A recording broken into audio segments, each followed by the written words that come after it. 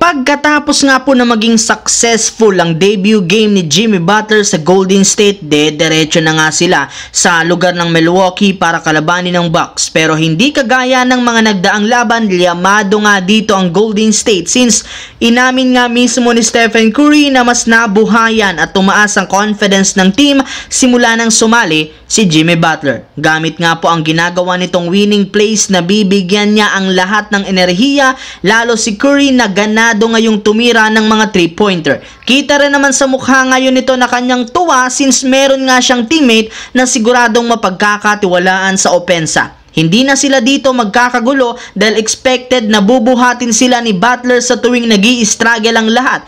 Mismong si Stephen Curry na ang nagsabi sa interview na since magkaiba silang dalawa ng playing style ni Butler ay matutulungan nga nilang dalawang isa't isa para mabuhat ang Golden State Warriors sa mga susunod na laro. Samantala, trending mga idol ang Los Angeles Lakers ngayon sa social media since nangangailangan nga talaga sila ngayon ng isang reliable na sentro para kina LeBron James at Luka Doncic. Though merong 4 na legit na big man ng Lakers ngayon na sina Jackson Hayes, Christian Wood, Christian Coloco at si Trey Jemison, hindi rin naman nga nila ito magagamit bilang kanilang starting center. May injury pa rin si Wood habang hindi rin naman kaya ni na Hayes, Jemison at Coloco na makipagsabayan sa mga magagaling na sentro. Kaya kailangan nga talaga ng front office na kumuha ng isang bagong sentro sa buyout market. At ayon sa isang insider, kahit maraming mga fans ang gustong ibalik ng Lakers si Dwight Howard sa lineup,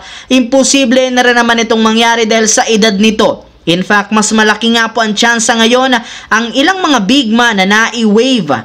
Kagaya na lamang ni na Mo Bamba o kung hindi naman ang undersized big man na si Daniel Theis. Sa kabilang banda, hindi pa rin ligtas hanggang sa ngayon ang Dallas Mavericks sa posibleng hindi nila pagpasok sa playoffs at maging sa play-in tournament since nananatili nga sila sa ika-8 pwesto sa West na meron lamang 1.5 games na kalamangan sa ika-11 pwesto na Golden State Warriors. Kaya delikado pa rin ang kanilang kalagayan. Kaya isang napakalaking dagok ngayon para sa Mavericks ang nangyari kay Anthony Davis matapos maibalita na posible nga pong mawala ito sa lineup ng isang buwan dahil sa injury. Pero hindi lang naman kasalanan ni Anthony Davis kung bakit siya nagkaroon muli ng bagong injury, bagkus ang dapat nga daw ditong sisihin ay si Nico Harrison, ang general manager na pinaaga ang paglalaro ng bagong superstar kahit hindi pa ready ang katawan nito. Kung ang Lakers lamang nga daw ang nag-handle ng injury ni Davis,